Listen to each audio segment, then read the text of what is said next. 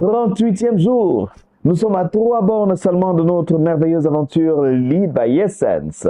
40 jours pour diriger, inspirer et servir. Aujourd'hui, nous allons parler de l'exemplarité. Le leadership inspirant, c'est élever les autres par son exemplarité. En tant que leader, vous savez, pendant très longtemps, je pensais que le leadership était avant tout une question d'autorité et de compétence. Plus j'étais compétent, plus j'avais de position, plus on me respectait et plus j'étais un leader.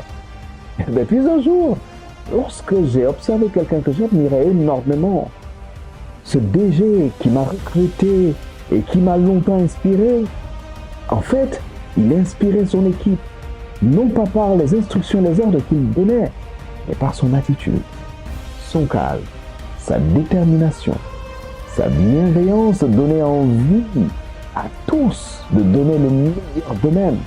Moi, je me suis retrouvé à travailler au bureau 48 heures d'affilée. J'ai des collègues qui se sont retrouvés à travailler à des heures indues, tout simplement parce que ce leadership les poussait à aller plus loin. Mais je me suis demandé en réfléchissant, mais comment puis-je faire comme lui? Comment puis-je inspirer ainsi?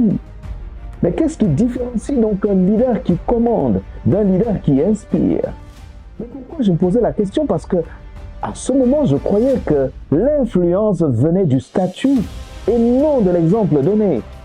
Et je pensais que les gens suivaient les leaders à cause de leurs résultats et non de leur manière d'être.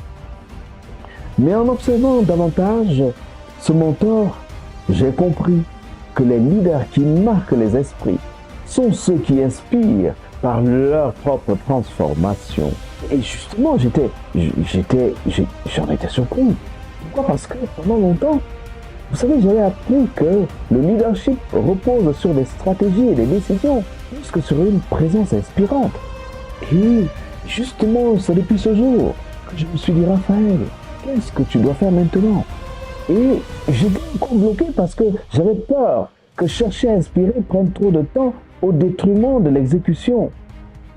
Mais vraiment, j'en ai été convaincu parce que plus j'avançais, je réalisais que les meilleurs leaders sont ceux qui incarnent ce qu'ils prônent. Et John Quincy Adams nous le rappelle. Si vos actions inspirent les autres à rêver plus, apprendre plus, faire plus et devenir plus, alors vous êtes un leader. Waouh! J'étais étonné par cette définition du leadership. Et la Bible également va plus loin. Montre-toi en tout un modèle de bonnes œuvres. Tite, chapitre 2, verset 7. Si je voulais donc inspirer les autres, je devais d'abord m'inspirer moi-même et être un exemple. Et j'ai donc décidé d'être cohérent. Et j'ai appris petit à petit. Ce n'était pas facile, mais j'ai appris et je continue d'apprendre.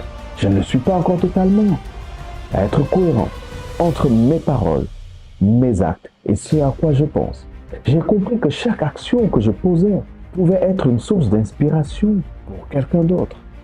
Et le résultat aujourd'hui, c'est un leadership plus humain, plus puissant et une influence naturelle qui crée de l'engagement. Maintenant, j'ai une question pour vous. Êtes-vous un exemple autour de vous? Dites-vous toujours ce que vous faites et faites-vous ce que vous dites. Aujourd'hui, j'ai un défi pour vous. Posez une action qui incarne les valeurs que vous souhaitez transmettre aux autres. Et vous verrez, un leader inspirant n'a pas besoin de parler fort. Son exemple parle pour lui. Prions.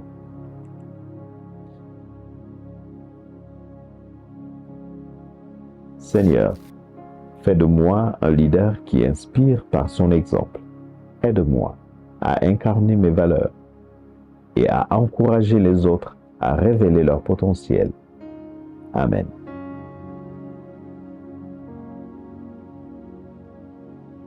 Un leadership inspirant laisse une empreinte durable dans la vie des autres. Soyez ce leader aujourd'hui. Et rendez-vous demain pour l'avant-dernière étape du voyage Lead by Essence. À très bientôt.